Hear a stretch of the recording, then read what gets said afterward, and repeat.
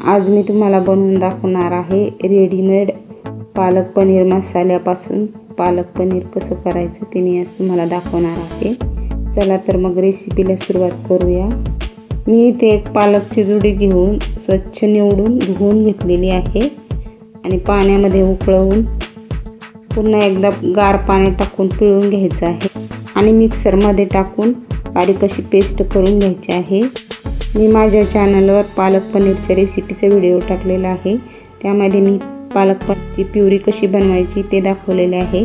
तुम्ही माझ्या चॅनलवर जाऊन ते बघू शकता। आणि एका मोठ्या लाल टोमॅटोची प्युरी सुद्धा मी इथे बनवून घेतलेली आहे।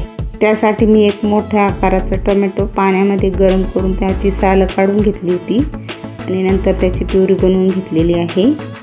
मी इथे एक पालक पनीर मिक्सचं मसाल्याचं पाकीट घेतलेलं आहे।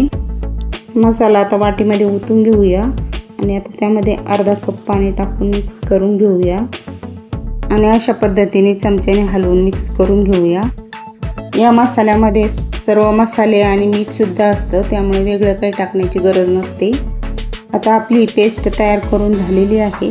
आता कढईमध्ये 4 चमचे तेल घालूया आणि एक मध्यम आकाराचा बारीक कांदा मी कापून घेतलेला आहे, तो सुद्धा यामध्ये घालूया आणि व्यवस्थित परतून घेऊया। मी यामध्ये 4 उभ्या कापलेल्या मिरच्या घालत आहे। हा मसाला जास्त तिखट नसतो, त्यामुळे तिखटपणासाठी मी इथे 4 मिरच्या टाकलेल्या आहेत। तुम्हाला जास्त तिखट नसेल लागत तर तुम्ही नाही घातल्या तरी चालेल।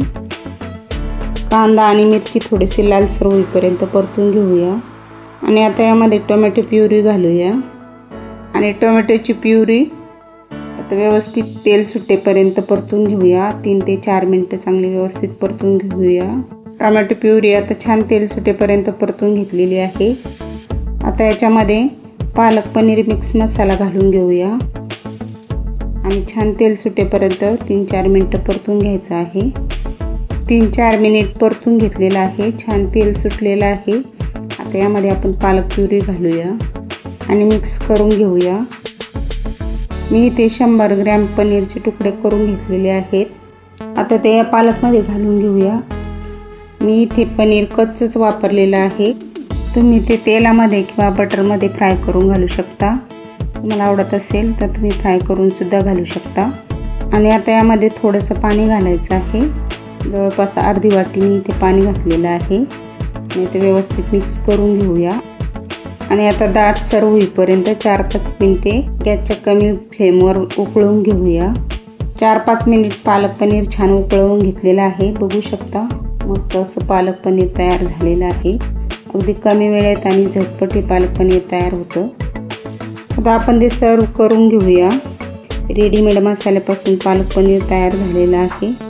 अगदी झटपट आणि कमी वेळेत तुम्हाला पालक पनीर बनवायचं असेल तर तुम्ही या पालक पनीर मिक्स मसाल्यापासून हे पालक पनीर नक्की करून बघा, खूप छान लागतं। आणि आता याच्यावर मी बटर घातलेलं आहे, तुम्हाला आवडत असेल तर तुम्ही क्रीमचा सुद्धा वापर करू शकता। गरमागरम पालक पनीर तुम्ही चपातीबरोबर, भाताबरोबर, नानबरोबर खाऊ शकता, खूपच टेस्टी लागतं। तुम्हाला माझ्या रेसिपी आवडत असतील तर लाईक, शेअर आणि सबस्क्राईब करायला विसरू नका। धन्यवाद।